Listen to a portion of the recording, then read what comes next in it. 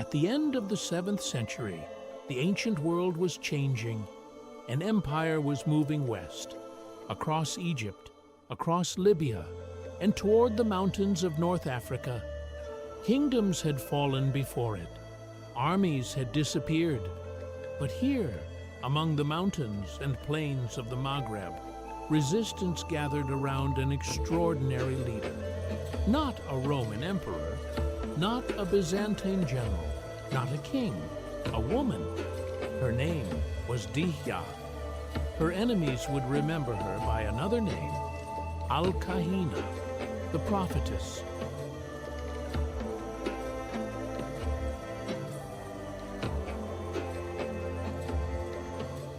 For generations, stories would describe her as a queen, a warrior, a prophetess, perhaps even a sorceress.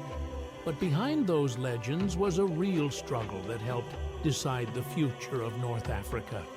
And at its center stood one of the most mysterious women of the medieval Mediterranean.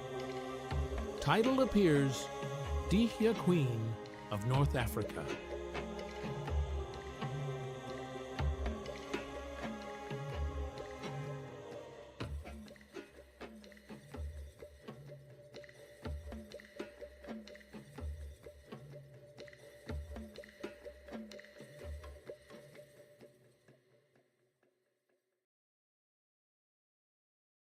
To understand Dihya, we must first forget the modern borders of Algeria, Tunisia, and Libya.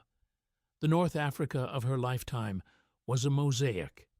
For centuries, the region had been connected to some of the greatest powers of the Mediterranean: Carthage, Rome, the Vandals, and then Byzantium. But imperial maps could be deceptive. Beyond the major coastal cities, indigenous Amazigh communities maintained their own identities, alliances, and centers of power. Some lived in towns, others farmed, others moved across enormous territories. They were not a single political nation, nor did they follow a single religion.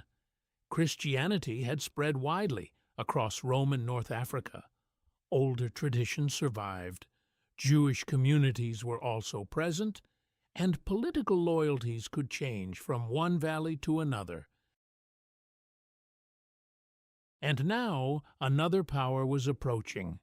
Within decades of the emergence of Islam in Arabia, Muslim armies had transformed the political map of the Middle East. The Byzantine Empire lost Egypt. From there, Arab armies pushed westward. North Africa became the next great frontier. But conquest here would not be simple. The land was enormous. Its political landscape was fragmented, and resistance could disappear into mountains where conventional armies struggled to follow. Among those mountains were the Aurès, and from this region, tradition tells us, emerged Dihya.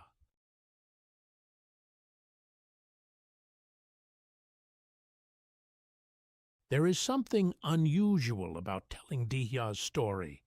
We know how famous she became, but we know remarkably little about the woman herself. No diary survives. No inscription gives us her version of events. No contemporary biography tells us about her childhood. Most detailed accounts were written generations after she was dead. By then, history had begun to merge with memory. Later sources associate her with the Jarawa, an Amazigh group of the Aurès. Her personal name is usually rendered today as Dihya, but history remembered her most famously as Al-Kahina. The Arabic title has been interpreted as something like the prophetess or the diviner, and that title helped create a legend. Later generations attributed powers of prophecy to her, but was Dihya actually considered a prophetess? Was the title hostile, respectful, or was its meaning transformed as her story was retold? We simply cannot know with certainty. The mystery extends even to her religion. One influential medieval tradition associated Dihya's Jarawa with Judaism that eventually produced the popular image of a Jewish Amazigh queen. But historians have questioned how literally this later testimony should be read. Christian and indigenous religious interpretations have also been proposed. The evidence does not allow us to confidently choose one. By Dihya's time, resistance to Arab expansion already had heroes. One of the most important was an Amazigh leader remembered as Kusayla. In 683, forces associated with Kusayla defeated the celebrated Arab commander Uqba ibn Nafi near Tahuda. Uqba was killed. The advance temporarily suffered a devastating setback, but it did not end. The struggle continued. Kusayla himself was later defeated and killed, and in the political vacuum that followed, Dihya emerged as one of the most formidable leaders of resistance. Meanwhile, the strategic prize remained the former Roman heartland of Africa, Carthage. Byzantine forces still contested the coast. Arab armies sought permanent control of Ifriqiya, and among the commanders sent to secure it was a man whose destiny would become inseparable from Dihya's, Hassan ibn al-Nu'man. Two leaders, two armies.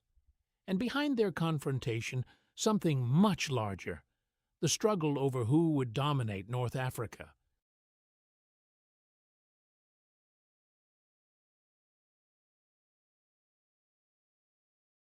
The precise chronology is difficult to reconstruct, but the central event survived clearly enough. Dihya confronted Hassan's forces and defeated them. Later accounts turned the battle into an epic. Whatever the exact tactics, its political meaning was unmistakable. The advancing commander had been stopped. Hassan withdrew eastward. For a moment, the future of the Maghreb looked very different. Dihya had achieved what few leaders facing the expanding caliphate had managed. She had forced one of its armies back, and victory transformed her. She was no longer simply a mountain leader.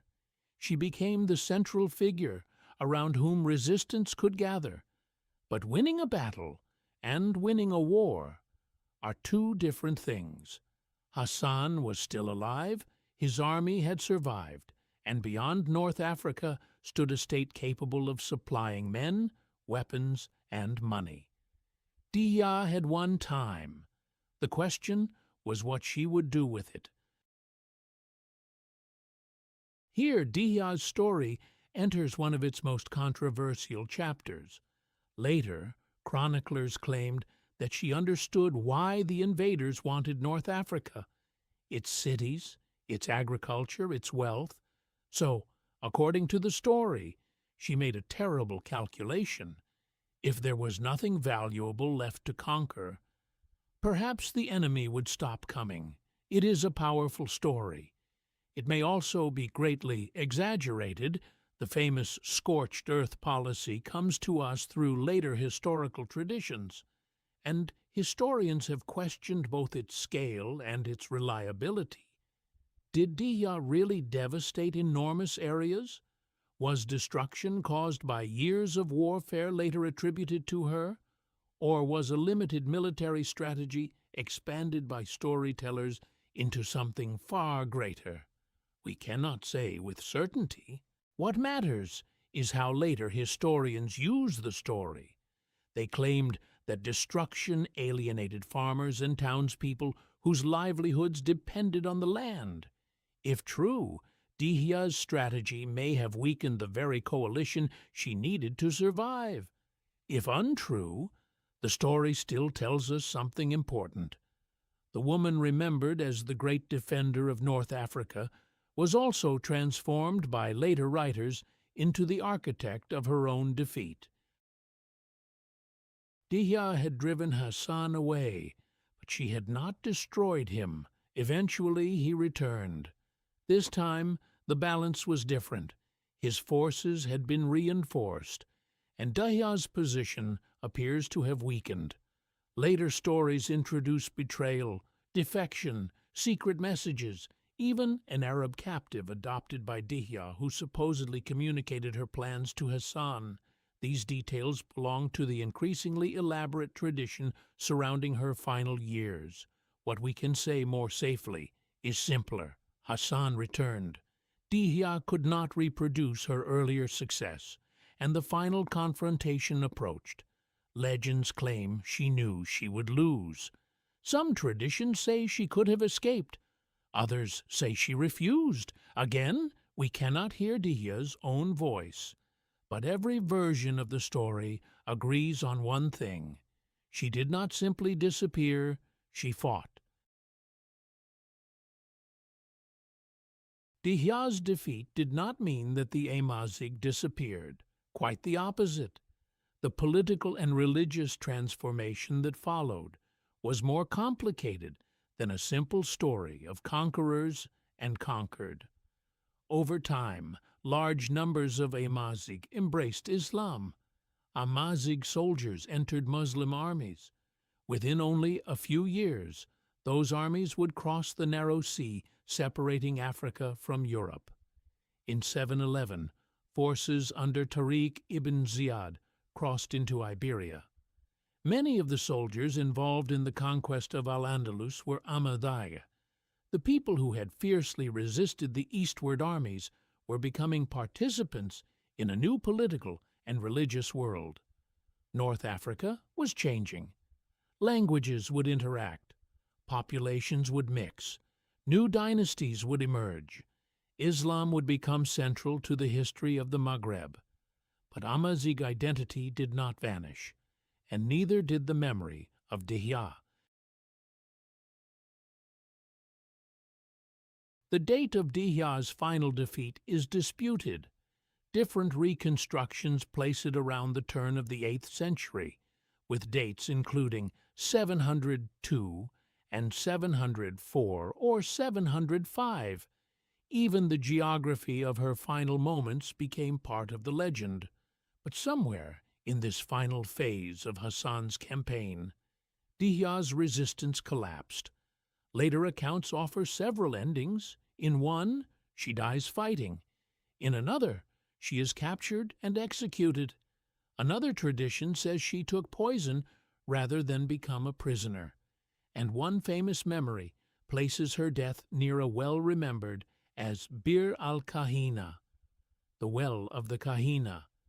We do not know precisely which version is true, and perhaps showing one would give us a certainty history itself does not possess.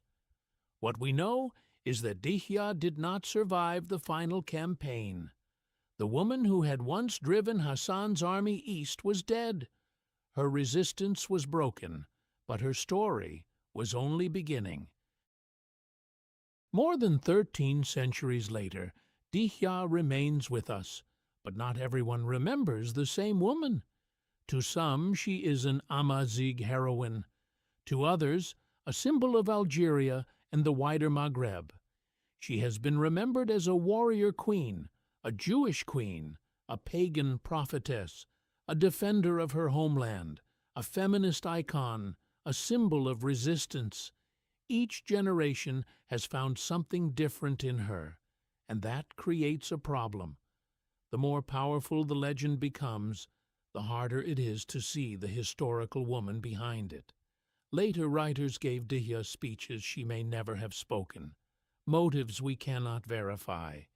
Religious identities historians still debate, prophecies, betrayals, dramatic final words. Perhaps the most responsible way to remember her is not to pretend those uncertainties do not exist, because beneath the mythology lies something remarkable enough. Somewhere in these turbulent decades, an Amazigh woman rose to extraordinary political and military power.